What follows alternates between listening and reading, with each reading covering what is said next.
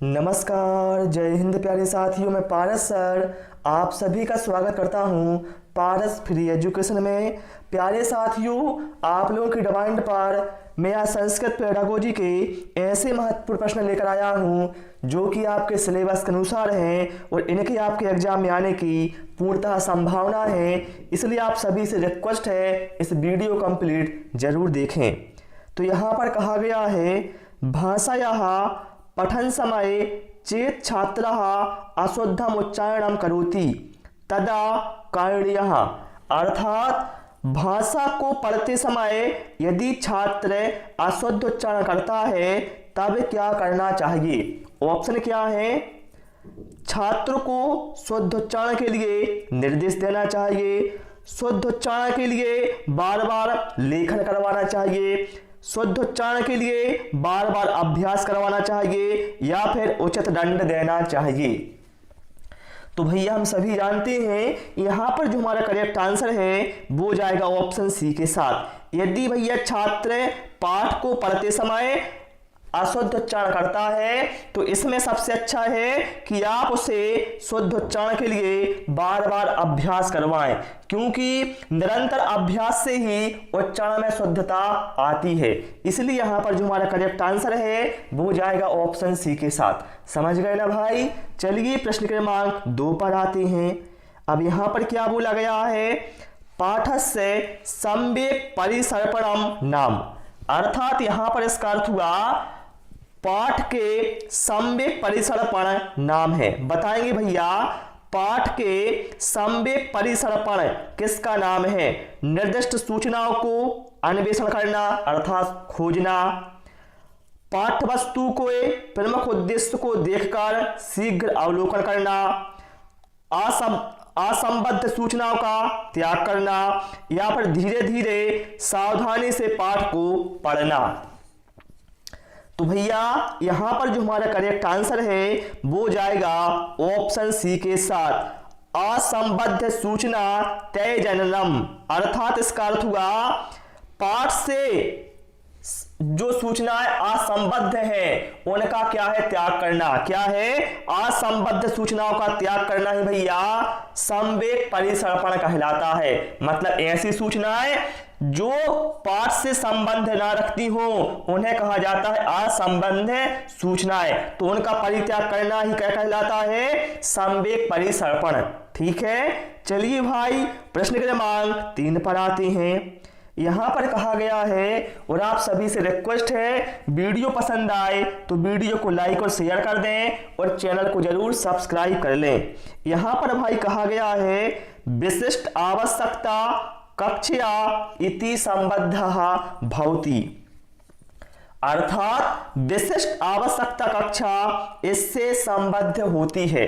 किससे होती है? ऑप्शन क्या है? पृथक व्यवस्थित कक्षा से, विभिन्न योग्यता युक्त छात्रों की कक्षा से, अतिरिक्त अध्यापक युक्त व्यवस्था से या फिर सुसज्जित कक्षा व्यवस्था से।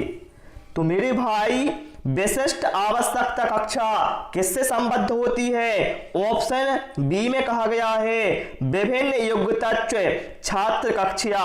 अर्थात विभिन्न योग्यता युक्त छात्रों की कक्षा से संबद्ध होती है विशिष्ट कक्षा।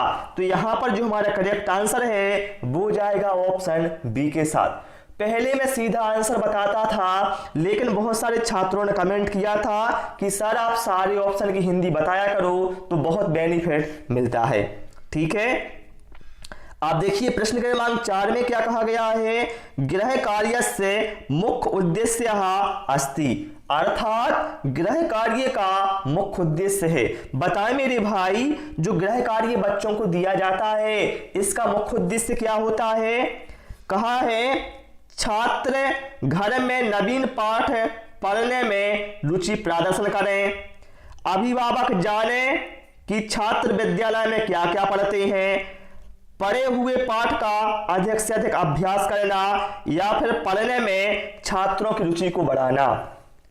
तो भैया गृह कार्य का मुख्य उद्देश्य होता है पठित पाठान अधिकृत्य अभ्यासम कुर्युः, अर्थात पठित पाठान का मतलब है पढ़े हुए पाठ का अधिक से अधिक अभ्यास करना, यही भैया गृह कार्य का मुख्य उद्देश्य होता है। तो यहाँ पर जो करेक्ट आंसर है वो हमारा जाएगा ऑप्शन सी के साथ। समझ गए ना।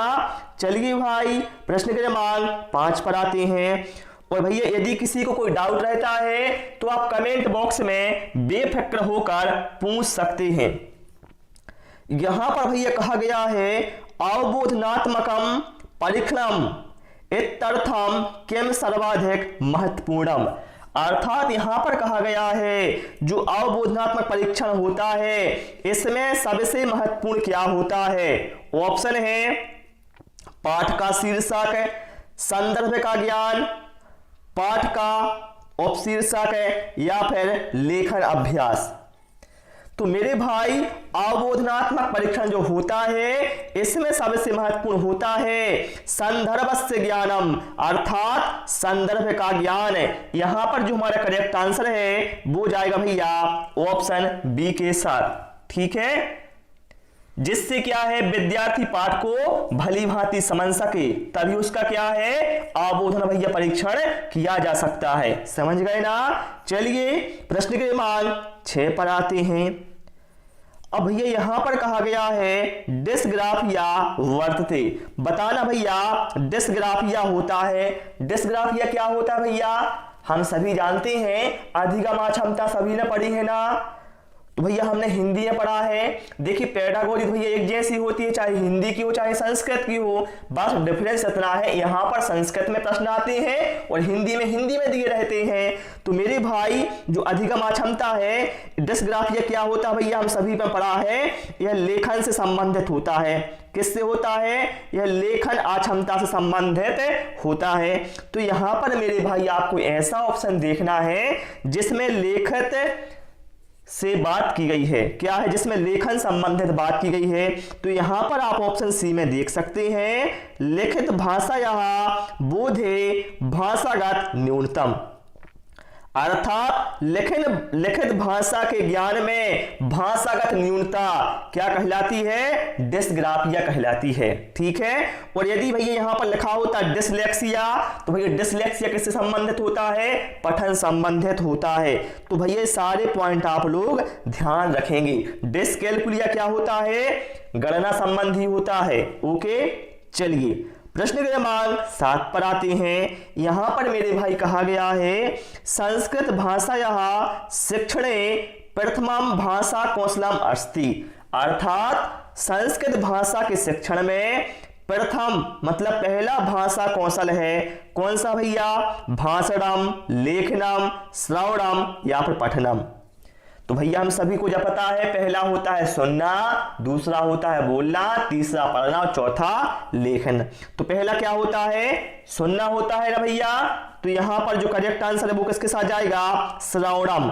श्रवणम का मतलब होता है सुनना। ठीक है, तो यहां पर करेक्ट आंसर किसके साथ जाएगा, ऑप्शन सी के साथ। यदि भैया यहां पर पूछा जाता अंतिम भाषा कौशलम अस्ति, तो भैया जब अंतिम पूछा जाए तो अंतिम होगा लेखनम। ठीक है, चलिए भाई प्रश्न क्रमांक 8 पर आते हैं।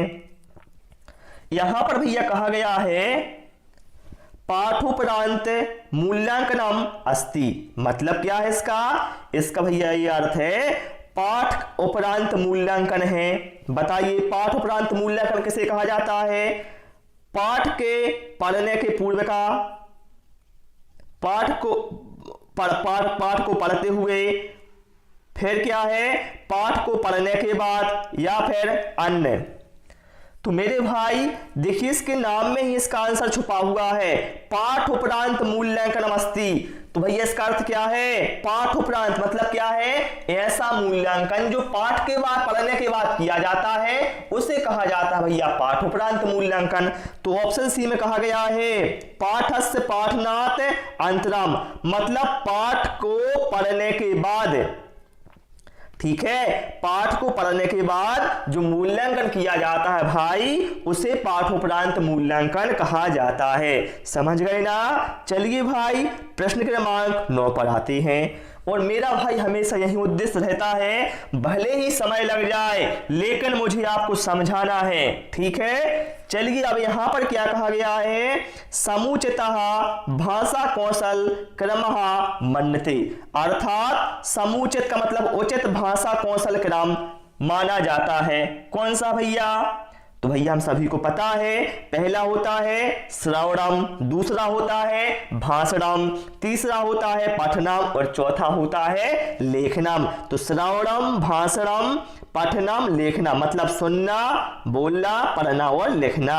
यहां पर जो करेक्ट आंसर है वो हमारा जाएगा ऑप्शन डी के साथ, ठीक है भैया। ये महत्वपूर्ण है, चाहे वो हिंदी पेडागोजी हो, संस्कृत पेडागोजी हो, चाहे मैथ पेडागोजी हो, ये क्वेश्चन भैया सभी में आ सकते हैं।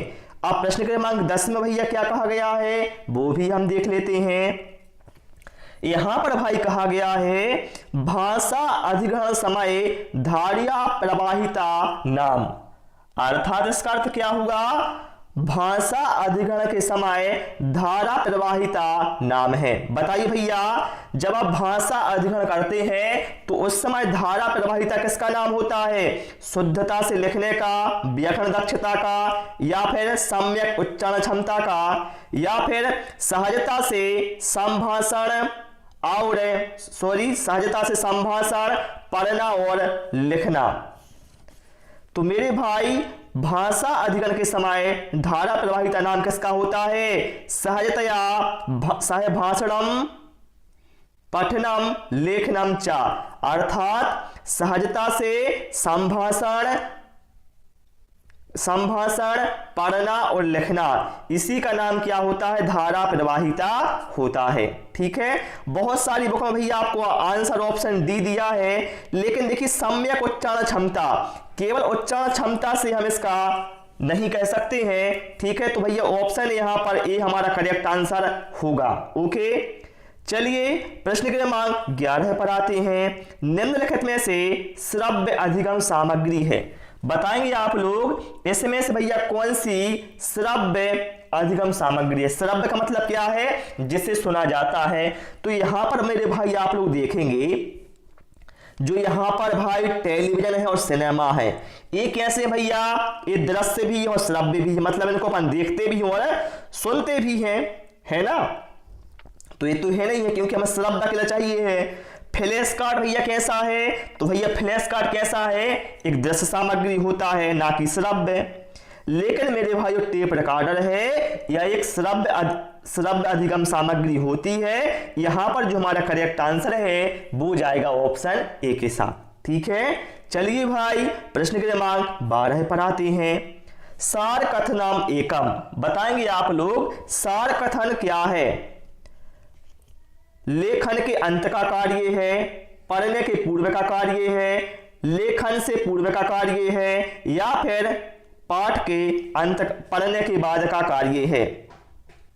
बताएंगे भैया जो सार कथन है यह क्या है। तो मेरे भाई ध्यान रखना, जब हम किसी विषय को भैया पढ़ते हैं, ठीक है, पहले आप समझ लो मेरे भाई आखिर सार कथन है क्या। इतना आसान तो है, मैं समझा देता हूं, कभी नहीं भूलोगे मेरे भाई। किसी भी विषय को पढ़ने के बाद उस पर अपनी टिप्पणी लिखना ही सार कथन कहलाता है। क्या है, यदि आपने कोई विषय पढ़ा और फिर आपने उस विषय को पढ़ने के बाद उस पर अपनी टिप्पणी लिखी है तो वही कहलाता है सार कथन।